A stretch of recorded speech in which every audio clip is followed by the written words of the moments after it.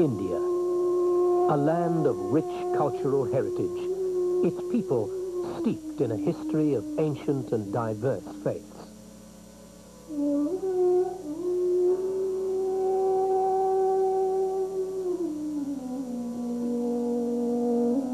In 1920, Baha'is assembled at the annual convention in India petitioned Abdul-Baha for permission to erect a house of worship in Bombay, to which the master graciously replied, "By the will of God, a majestic Mashriq-ul-Ashkar will be erected in one of the central cities of India in the future."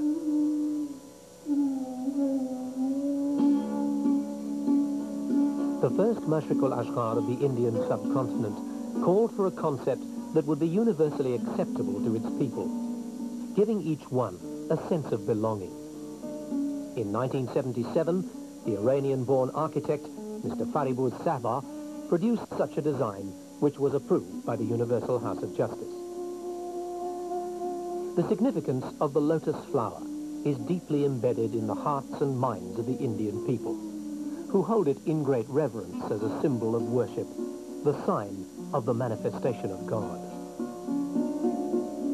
In the Hindu epic poem, the Mahabharata, the creator Brahma is described as having sprung from the lotus, which grew out of Lord Vishnu's navel. According to Buddhist folklore, the Bodhisattva was born from a lotus and is usually depicted standing or sitting on a lotus pedestal, holding a lotus in his hand.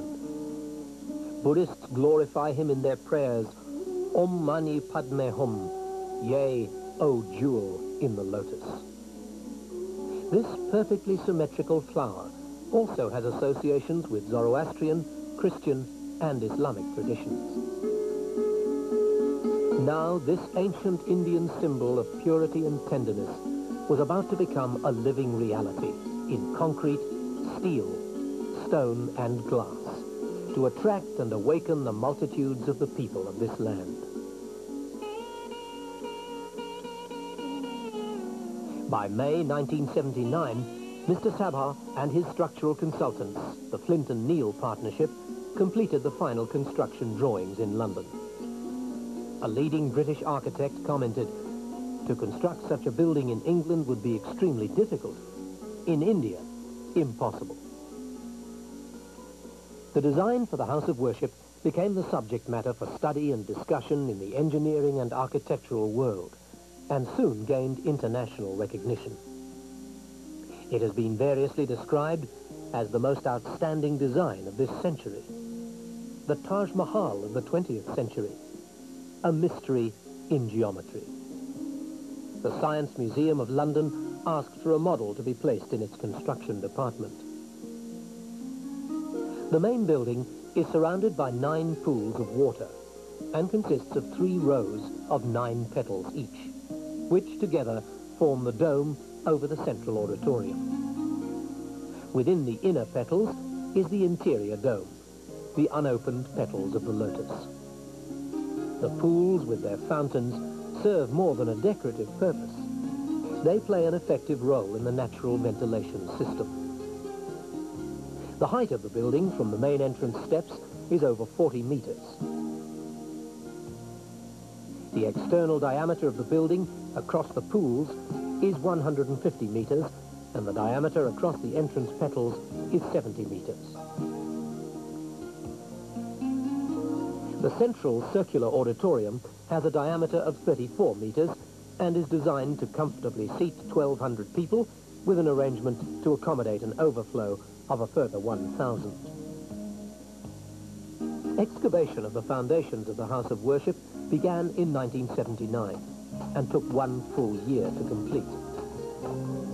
All the excavation work was done with manual labor, and tons of rock were disintegrated and removed from the pits. As construction activity gathered momentum, the labor force crossed the 600 mark, including many families with children. It soon became necessary to provide a nursery and primary school so that parents could work without anxiety. Almost all of the concrete of this gigantic operation was carried from the concrete mixer in 25-kilogram head loads by women workers. It is estimated that each worker walked 21 kilometers a day, carrying a total of 7.5 meters of concrete in an 8-hour shift.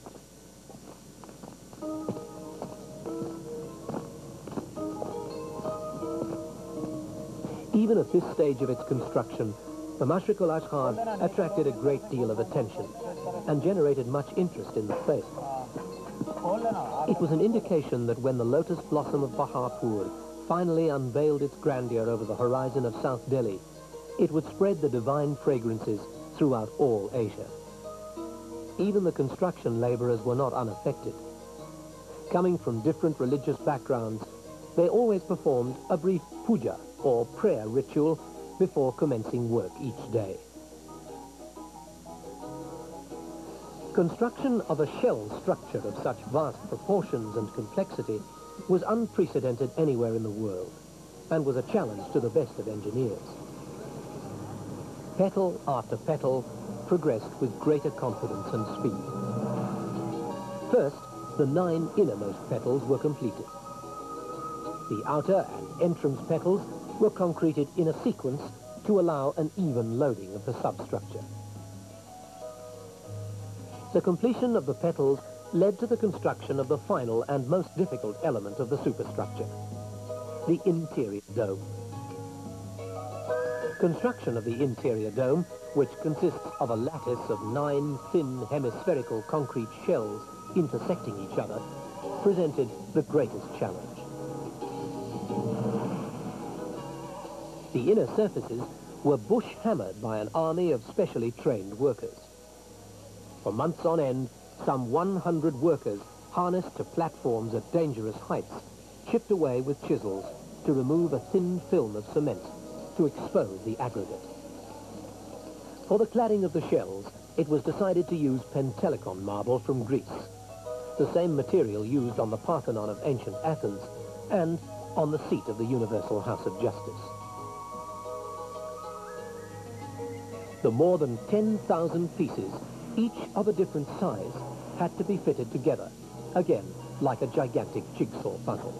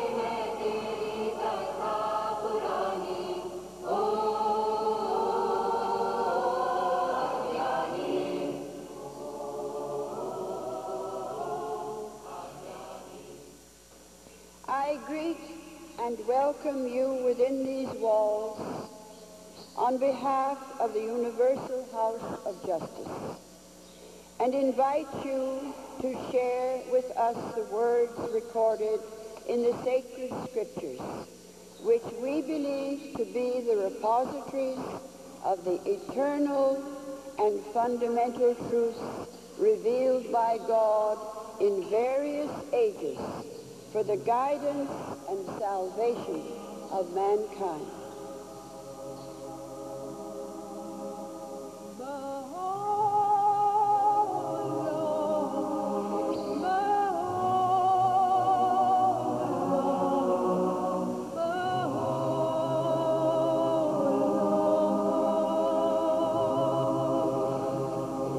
भगवान बाहुल्लाह के संग्रहित लेखों से अध्याय 7।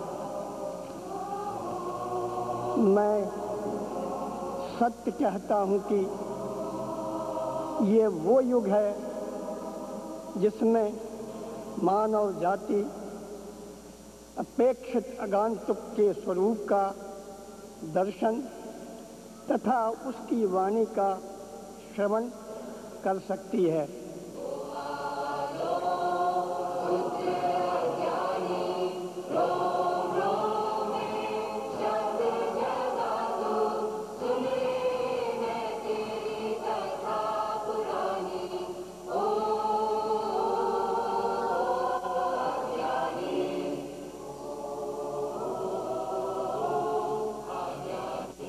Now this glorious marble lotus, this exquisite symbol of purity, beauty, perfection, and mercy that comes to all men from their Creator, enfolds us tenderly in her breast, bidding us unite in peace, welcoming within her doors people of all creeds, all races, all nations, and all classes, and proclaiming to all men the underlying verities of the Baha'i faith.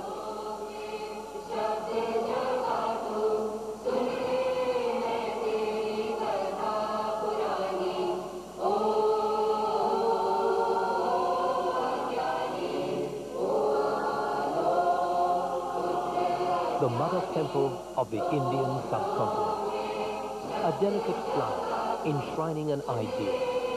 The idea of light and growth, a shelter of petals interposed between earth and sky. A place of unity for all mankind.